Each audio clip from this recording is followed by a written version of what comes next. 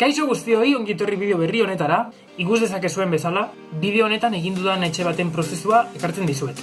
Sim batentzako pentsatuta dagoen etxea da, bi sim ere hemen egon ahalko lirateke, baina oso leku gutxi dago bi sim jartzeko. Sim jakin batentzako pentsatuta neukan etxe hau, beste bideo batean ikusi ahalko duzue sim hori egiteko prozesua, Roberto Gomez.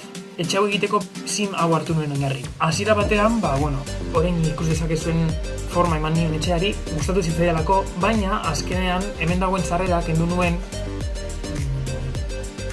ez nikielako nola aprobetxatu leku hori, eta azkenean pentsatu nuen ezingo nola esertako erabili. Oraintxe bertan egin naiz komuna egiten, hasiera batean komuna izango zena, baina azkenean gero leku saldatu nuen. Ikus dezakezuen bezala, etxaren leku guztiak daude ez da barik, hau da, ez dago itxitako gelarik.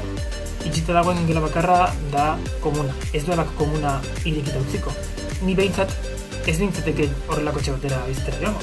Eta hemen sukaldeari nahi zartzen, erabilitako objektuei dagokionez, hainbat mod erabili ditut etxe egiteko. Egia esan, jokuko gauza oso gutxi erabili ditut, nik esango nuke ez duela ia ezer erabili. Argiak bai, oinarrizko jokoarekin datozela, eta oskailua ere DLC batekin datorrela uste dut. Erabili ditudan mod guztiak deskargatzeko linka jarriko dut behean, zuek egoen egiak ikusi alizateko eta nahi baduzue gauza hauek deskargatu alizateko. Eta, hasieran pentsatu nuen hor dagoen lur hori, egurrezko lur hori erabiltzea etxean jartzeko, gero gehiago gustatu zitzaidan lur bat ikusi nuen eta horrengatik aldatu nuen. Kontuan izan dut etxe hau egiteko, jokua hasten dugun bakoitzean, sim bateri ematen dizkiotela 20.000 simoleoi. Eta trukorik egin gabe 20.000 simoleoitik gorako etxerik ezin du erosi.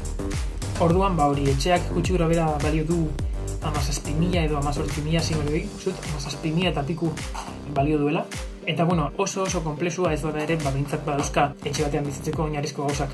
Sukalde nahiko handia, egongelan dauka mahaia eta lau aulkiak, komuna ere badauka hor ezkerrean, eta logela. Egia esan, asko gustatuko ditzaidak emenlako etxe batean bizitza, nik uste dut nahiko komodoa izan gertatekela. Gainera, kanpoko aldean, ataritxo bat jarri nion, nik askotan buruan daukat simek piano aiotzea eta horregatik irutizitzen nahiko interesgarria pianoan. Detaile moduan esango dizuet, gortinak jarri dituenean,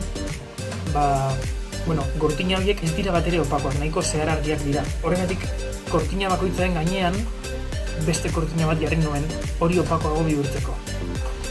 Hemen lurra aldatu dut, hiru tokietan, gainera, esan dudan bezala etxeak ez dauka ia paretik, daukan pareta bakarra, kanpoko paretaz, estrukturaz aparte, sukaldea eta logelaren arteko pareta badauka, eta komuna ere bai.